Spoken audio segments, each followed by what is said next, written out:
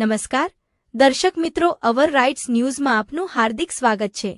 આજરોજ વડોદરા શહેરના સર સયાજીનગર ગૃહ ખાતે રાજ્યના માનનીય નાયબ મુખ્યમંત્રી શ્રી હર્ષભાઈ સંઘવીની વિશેષ ઉપસ્થિતિમાં વડોદરા મહાનગરપાલિકાના ₹203 કરોડના વિકાસના કાર્યોનું ખાતમુહૂર્ત તેમજ લોકાર્પણ કરવામાં આવ્યું।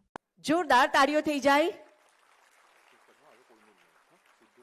આજે સામાન્ય નાગરિકના સરકાર સાથેના સીધા સંપર્ક અને સહયોગ થકી સેવા પ્રાપ્તિનો સુભગ સમન્વય અને એટલે જ પંચાયત, નગરપાલિકા અને મહાનગરપાલિકા આ બધા દ્વારા ઉપલબ્ધ થતી આ ક્ષણોને જોરદાર તાળીઓથી વધાવી લઈએ। સાથે જ વડોદરા મહાનગર ભારતીનો જ્યારે નારો લાગતો હોય ત્યારે બે હાથ એક સાથે ઉપર કરીને મુઠ્ઠી વીંચીને એક સાથે આપણે સૌ લોકો બોલો ભારત માતા કી જય, ભારત માતા કી જય। સંસ્કારી નગરી વડોદરામાં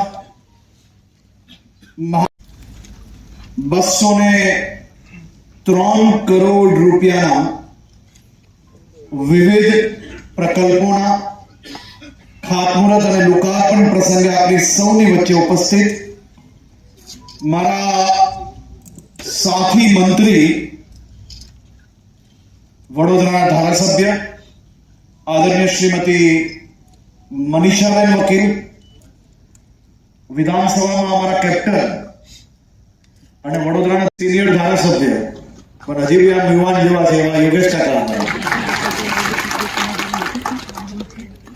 ધારાસભ્ય શ્રી શૈલેષભાઈ મહેતા, ધારાસભ્ય શ્રી કેવુરભાઈ રોકડિયા, શ્રી ચૈતન્યભાઈ દેસાઈ, ધારાસભ્ય શ્રી ચૈતન્યસિંહ ઝાલા, ડેપ્યુટી મેયર શ્રી ભાઈ ચિરાગભાઈ બારોટ, સ્થાયી સમિતિના ચેરમેન શ્રી શીતલભાઈ મિસ્ત્રી, તમામ મહાનગરપાલિકાઓ દ્વારા ગુજરાતભરમાં એક પછી એક મહત્વના નિર્ણયો થકી રાજ્યના નાગરિકોને વધુમાં વધુ સુવિધા આપવામાં સફળતા પ્રાપ્ત કરી રહ્યા છે। હું ખાસ કરીને આજે વડોદરા મહાનગરપાલિકાને અભિનંદન આપવા માંગુ છું।